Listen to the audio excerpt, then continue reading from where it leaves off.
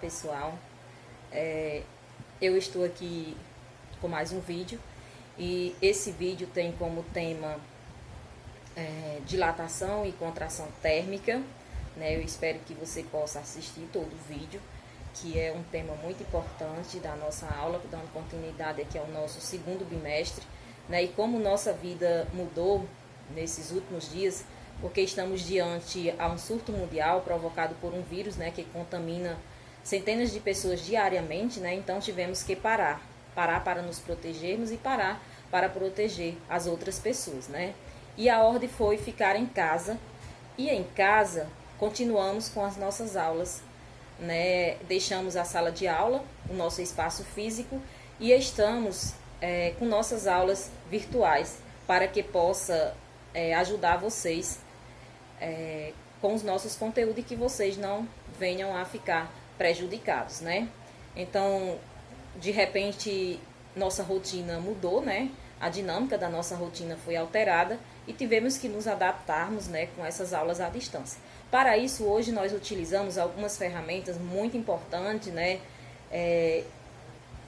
Que é o Google Sala de Aula, né, que a gente utiliza para mandar as atividades para vocês, facilitou a nossa vida e facilitou também a vida de vocês. Espero que vocês tenham compromisso com o estudo de vocês, que vocês continuem realizando as atividades em casa, as avaliações, que é muito importante nesse momento, né? Não sabemos ainda quando as aulas vão voltar ao normal, né?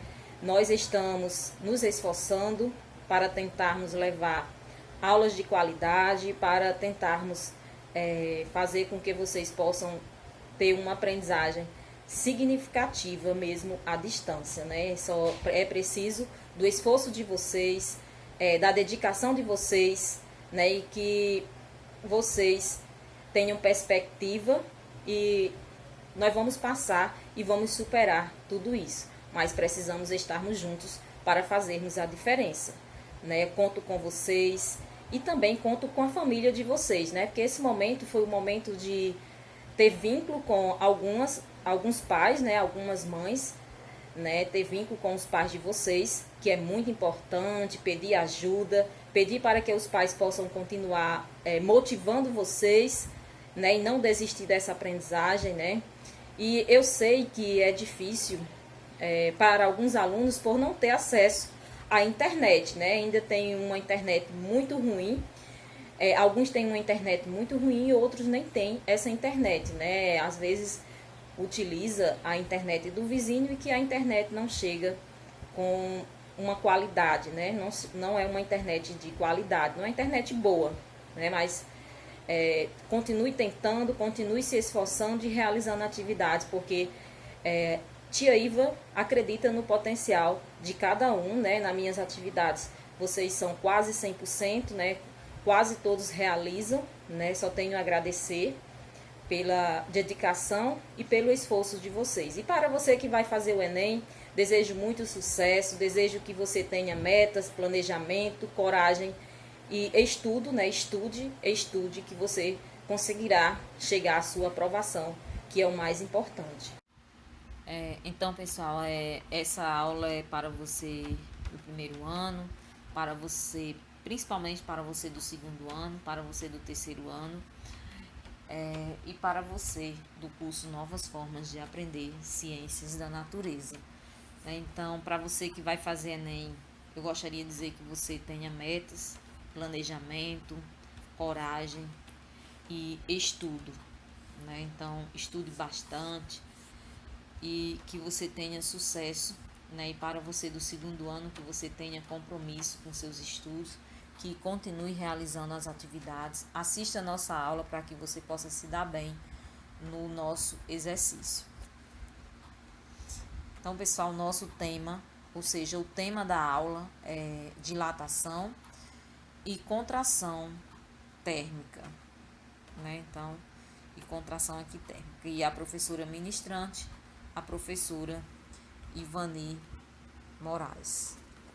Professora Profa Iva Moraes.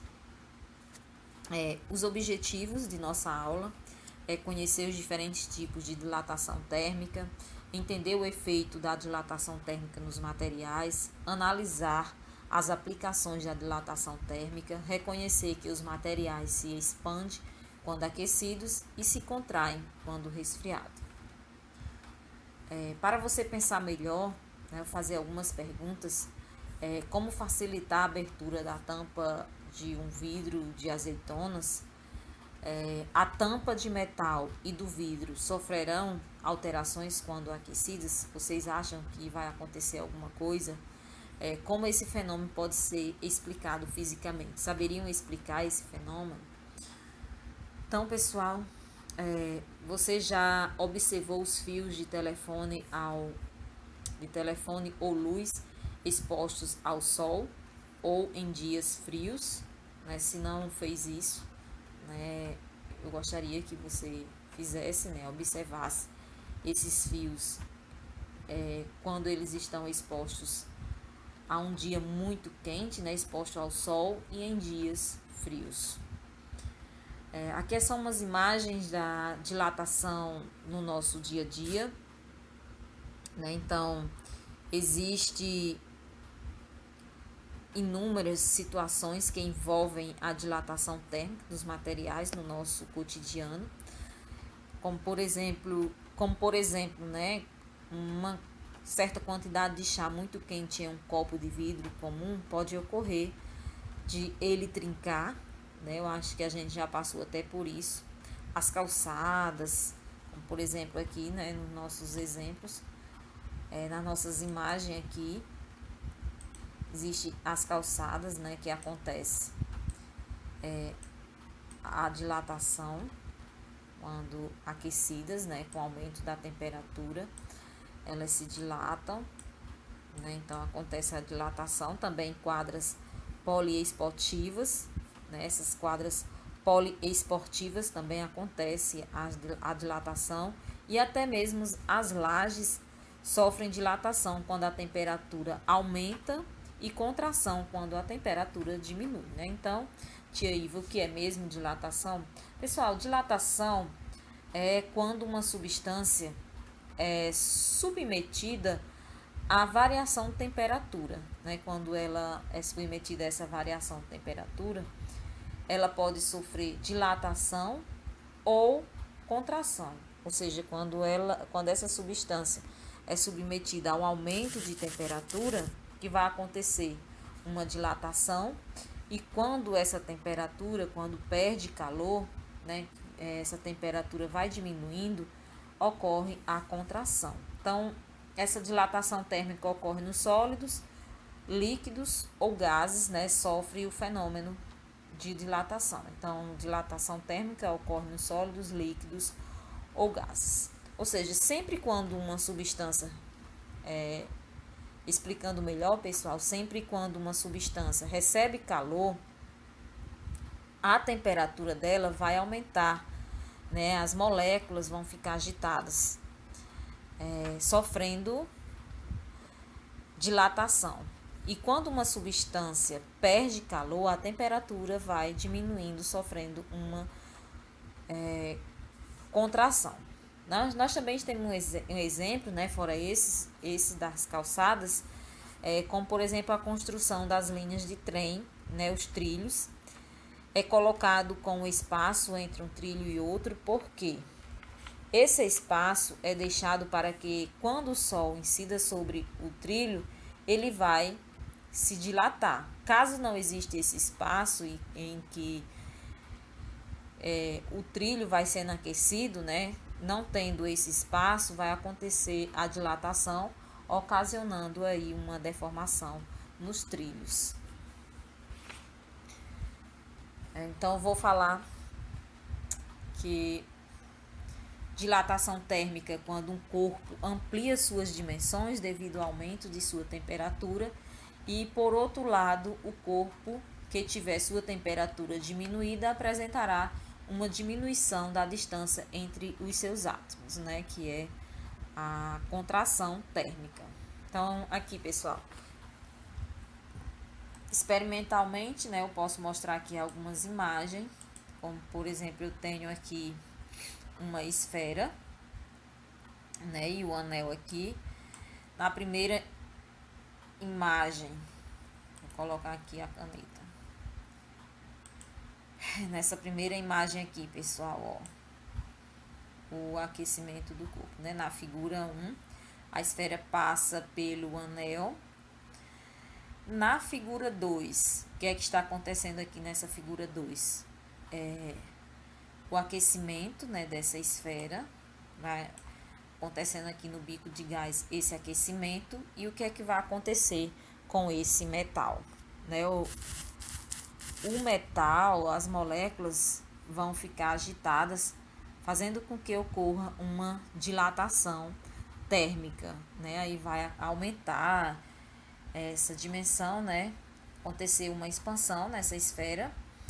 E na figura 3, pessoal, fazendo aqui o teste, né, com essa esfera aqui já aquecida, vai na figura 3, a esfera aquecida dilatou e não passa pelo anel. Então temos aqui na 1, né, aqui está no tamanho inicial, né, então não, essa esfera não está aquecida. Na 2 acontece o aquecimento, né, e com o aumento da temperatura aqui no metal, o metal vai se dilatar e vai acontecer o que? Né? Vai fazer com que essa esfera que se dilatou não consiga passar pelo anel. E depois que essa esfera perder calor, né, vai diminuindo aqui a temperatura, vai esfriando, o que é que vai acontecer? A contração térmica. Didaticamente, pessoal, dividimos a dilatação ou contração em 3 partes: linear ou unidimensional, quando levamos em conta apenas a variação do comprimento de um objeto, né? Superficial ou bidimensional, quando levamos em conta a variação da área superfície de um objeto. Volumétrica ou tridimensional, quando levamos em conta a variação do volume de um corpo, né? Vou explicar melhor. Vamos lá, pessoal, vou mostrar aqui a dilatação linear ou unidimensional. Quando eu estou falando em unidimensional, eu vou considerar apenas uma dimensão do objeto, né? Então, quer dizer, um D trabalha apenas com uma dimensão. Lembrando, pessoal, que a dilatação acontece em 3 dimensões, né? Os objetos, todos eles têm 3 dimensões. Mas tem alguns objetos que a gente considera apenas uma dimensão, como, por exemplo, o fio de luz. Esse fio de energia, né? Se você for observar, um dia quente, ele aquece e se dilata, né? Se você observar, os fios não estão tão esticados. Eles vão estar um pouco curvados devido à dilatação.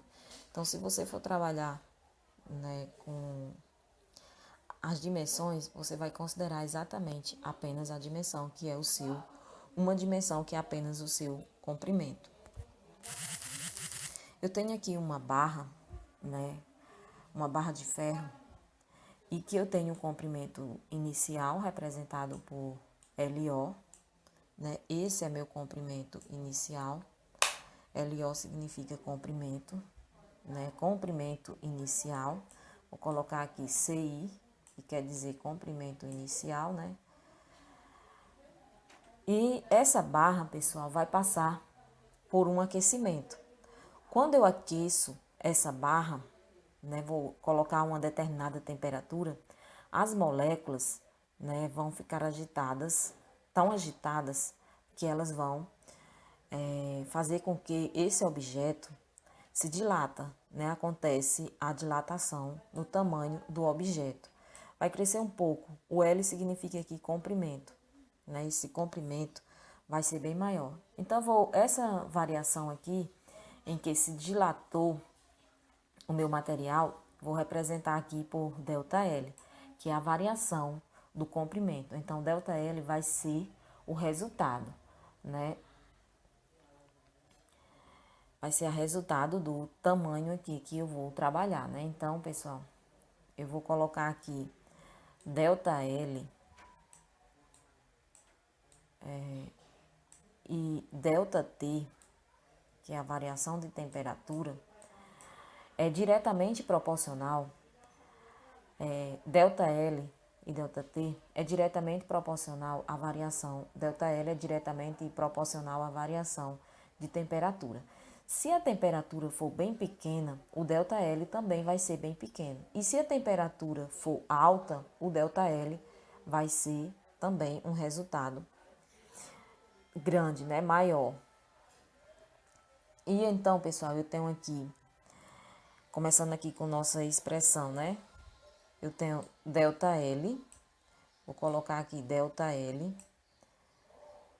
né? Vou começar a representar aqui o alfa, que é como se fosse um 8 aqui deitado, LO e ΔT, né? Que nós vamos trabalhar.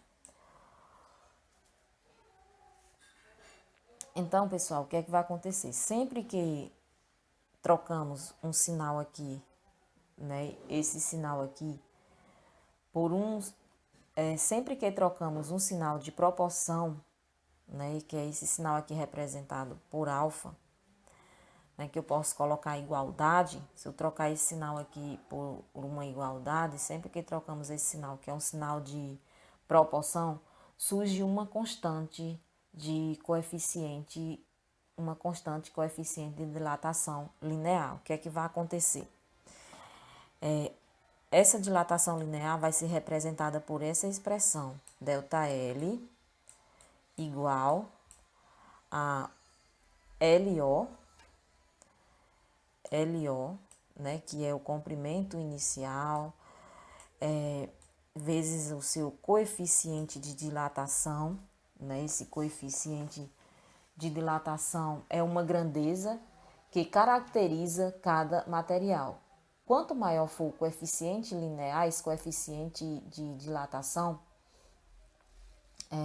de um material, mais sensível é ele, né? Quanto maior for o coeficiente de um material, mais sensível ele é às variações de temperatura, né? Então, continuando aqui a expressão, ΔL igual a LO vezes o alfa, que é o coeficiente de dilatação, vezes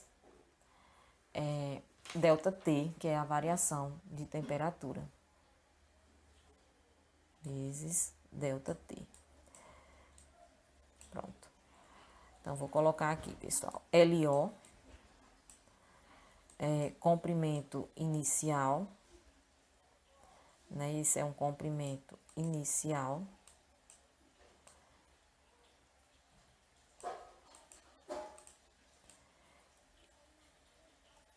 Comprimento inicial. E o L significa comprimento, né? O L significa aí comprimento. E esse alfazinho aqui significa coeficiente, né? Coeficiente de dilatação linear, dilatação linear. E o ΔL é variação de comprimento, né? E ΔT variação de temperatura. Acho que deu para você entender, né? Agora vamos para a dilatação superficial ou bidimensional, né? Como eu falei para vocês, unidimensional é quando a gente trabalha apenas uma dimensão e bidimensional quando a gente trabalha duas dimensões, né? Então, o que vai acontecer aqui, pessoal? A dilatação superficial é o aumento, né, do volume de um corpo que corresponde que compreende, né, duas dimensões, que é o comprimento e a largura, desprezando aí a altura, né? Esse processo decorre da exposição do calor ao corpo, né? A gente vai fornecer calor a esse material, esse objeto, né? Fazendo com que os átomos se agitem, e aumente a distância entre eles, né? Aumentando a distância média entre esses átomos, ou seja, se dilatem, né? Então, por exemplo, eu tenho aqui um exemplo, né?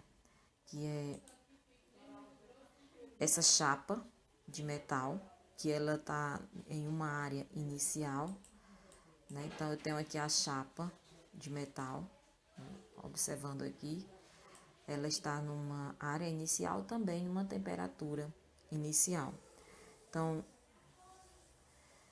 vai acontecer o quê? Quando eu forneço, né, calor a essa chapa, acontece o quê? Quando acontece o aumento da temperatura, né, vou aquecer, vou fornecer calor a essa chapa, então o aumento da temperatura faz com que ela expanda em comprimento e largura, né? Em comprimento e largura. Como você pode observar aqui no exemplo, né? Esse outro exemplo em que eu tenho um bico de gás aquecendo a chapa, né? Como eu falei para vocês, quando ela é aquecida, né? Com o aumento da temperatura, ela vai expandir em comprimento e largura. Então, eu tenho aqui a expressão, pessoal, voltando aqui, né? Então, superficial, né? Dilatação superficial corresponde à análise da variação de duas dimensões do corpo, né? Área em função da temperatura. Então, a expressão aqui para representar a dilatação superficial é ΔA igual a o A inicial vezes beta vezes ΔT, que quer dizer o quê, né? Aqui, ó, AO quer dizer área inicial, beta quer dizer coeficiente de dilatação superficial do material, ΔT variação de temperatura. Pessoal, o beta, esse beta é o coeficiente de dilatação superficial, né? Ele é 2 vezes maior que o alfa, né? Ele é 2 vezes maior que o alfa, ou seja, beta igual a 2 vezes alfa, 2 vezes maior que o alfa, que é o coeficiente de dilatação linear. Esse é o coeficiente de dilatação linear. Uma vez que a dimensão se reflete apenas em uma dimensão, né? Vocês sabem que o coeficiente de dilatação linear a dilatação acontece apenas em uma dimensão, né? Que é o seu comprimento. Já na dilatação superficial, como você pode observar, a dilatação acontece em duas dimensões, né? No seu comprimento e largura, desprezando a sua altura. Deu para entender aí, né? Agora vamos para a dilatação volumétrica. Dilatação volumétrica ou tridimensional, né? Quer dizer que é em 3 dimensões, né? Como a gente já trabalhou com uma dimensão, 2, e agora nós vamos para 3 dimensão, né? 3 dimensão a gente trabalha aqui. Então, pessoal, essa dilatação volumétrica ocorre quando o tamanho varia em 3 dimensões, provocando mudanças no volume do corpo. Ou seja, né, o aumento de um corpo submetido ao aquecimento térmico que ocorre em 3 dimensões, que é a altura, comprimento e a largura, né? A gente considera tudo isso. A altura, comprimento e largura. Quando aquecidos, os átomos que constituem os corpos, né, se agitam, ficam bastante agitados, né, esses átomos, de modo que aumente o espaço ocupado entre eles e assim os corpos se dilatam ou incham, né? Muda aqui de tamanho, como você pode observar. Tem aqui um tamanho inicial e o tamanho aqui final, já com a dilatação térmica, né? Então, como calcular essa dilatação térmica, né? Calcula-se pela variação da dilatação do volume, né? Então, nós temos o volume inicial, nós temos aqui o gama, né? Coeficiente de dilatação volumétrica, e ΔT, variação de temperatura. Essa é a expressão em que podemos calcular essa dilatação volumétrica, né? Variação de volume, né? Dilatação do volume, Vamos trabalhar aqui com volume, né? Menos o volume inicial, ou seja, o volume final, né? Aqui, final, menos o volume inicial. E eu quero dizer para vocês, pessoal, que o gama, né? Aqui, o gama, ele é igual a 3 vezes o alfa, né? 3 vezes o alfa, né? Então, ele é igual a 3 vezes o alfa, né? Esse é a expressão em que nós vamos trabalhar, né? Aqui, ó, essa outra expressão em que a gente trabalha, que tem variação de volume, né? Dilatação do volume, VO, que é o volume inicial, o gama, que é o coeficiente de dilatação volumétrica, e o ΔT, que é a variação de temperatura. Essa é a expressão que a gente vai trabalhar com a dilatação volumétrica.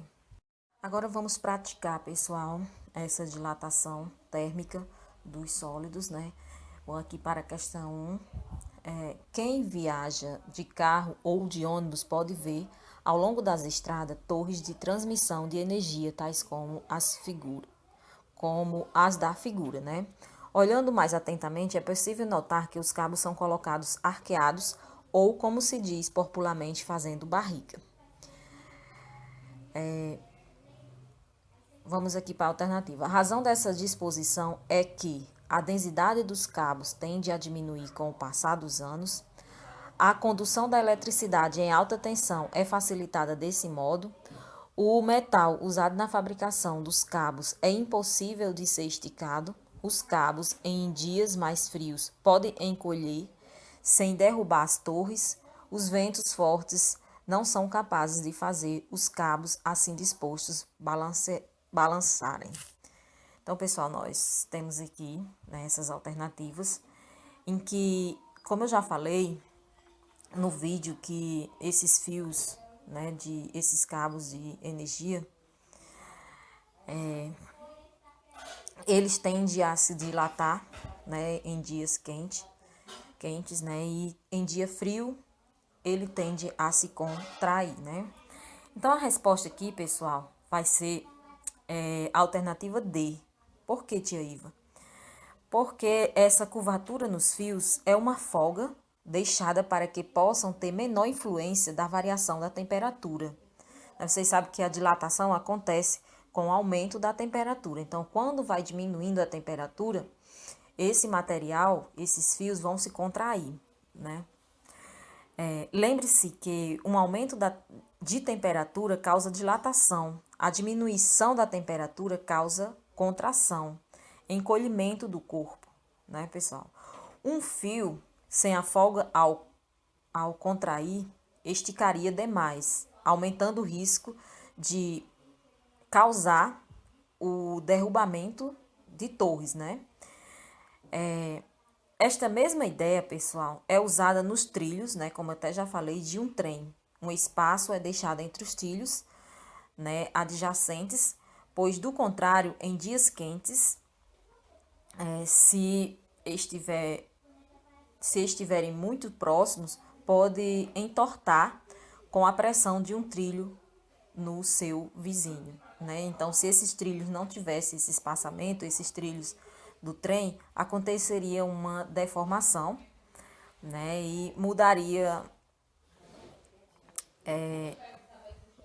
o caminho, né, dos trens. Questão 2, pessoal. Né? Então, dois copos de vidros iguais em equilíbrio térmico com a temperatura ambiente foram guardados um dentro do outro, conforme mostra a figura, né? Vocês podem observar aqui a figura, os dois copos, um dentro do outro, né? Uma pessoa, ao tentar desencaixá-los, não obteve sucesso. Para separá-los, resolveu colocar em prática seus conhecimentos da física térmica. De acordo com a física térmica, o único procedimento capaz de separá-los é mergulhar o copo em água, em equilíbrio térmico, com cubos de gelo e encher o copo com água à temperatura ambiente. B. Colocar a água quente superior à temperatura ambiente no copo. C. Mergulhar o copo em água gelada inferior à temperatura ambiente e deixar o copo sem líquido. D.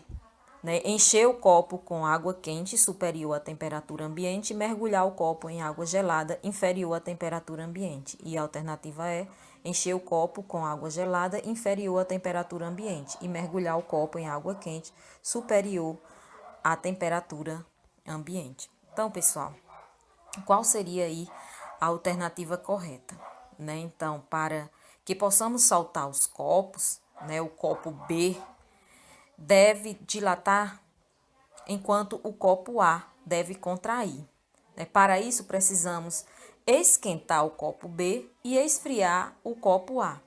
A alternativa correta, pessoal, seria a alternativa E, encher o copo com água gelada, né, inferior à temperatura ambiente e mergulhar o copo em água quente, né, superior à temperatura ambiente. Repetindo, né, seria o que? O copo B deve se dilatar, enquanto que o copo A deve se contrair. Deve-se esquentar o copo B e esfriar o copo A, né? Como fala aí, encher o copo com água gelada, que é o copo A, né? E depois o copo B será esquentado, né? Esquentar o copo B. Então, a alternativa correta, a alternativa é. Questão 3, pessoal. O piso de concreto de um corredor de ônibus é constituído de secções de 20 metros, separados por juntas de dilatação. Sabe-se que o coeficiente de dilatação linear do concreto é 12, né, vezes 10 a menos 6.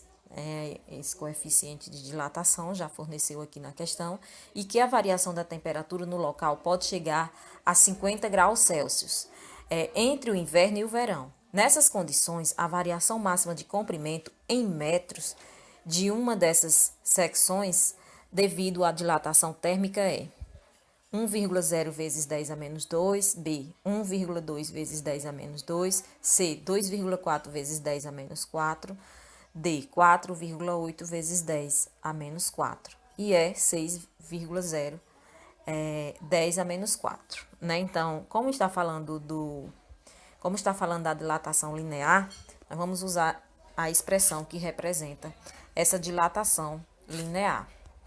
Né? Indo aqui para essa expressão, pessoal, eu vou colocar ΔL, né, variação de comprimento, igual ao comprimento inicial vezes o alfa, que é o coeficiente de dilatação linear, e vezes a variação de temperatura. Né? Então, eu vou colocar aqui o comprimento, né? Então, ΔL igual ao comprimento inicial, que é 20, né, vezes o coeficiente de dilatação que ele já me forneceu, vezes 10 a menos 6, eu não vou mexer com esse 10 a menos 6, só apenas com 12 vezes 50, que é a variação de temperatura. Então, eu vou multiplicar tudo isso e vou chegar no valor de ΔL, né, variação de comprimento, igual a 0,012, né, e transformando aqui em metro, vai dar ΔL igual a 1,2 vezes 10 a menos 2 metros. A alternativa correta é a alternativa B.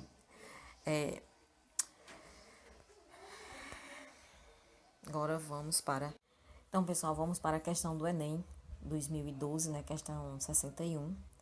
E vamos observar aqui. Quando o quadro oferece os coeficientes de dilatação linear de alguns metais e ligas metálicas, lembrando que essa dilatação linear é de uma dimensão, né? Consideramos apenas uma dimensão. Então, ele forneceu aí o quadro, né, desse coeficiente, né, dos coeficientes de dilatação de alguns materiais, como, por exemplo, o aço, o alumínio, o bronze, o chumbo, o níquel, o platão, o ouro, a platina, prata e o cobre.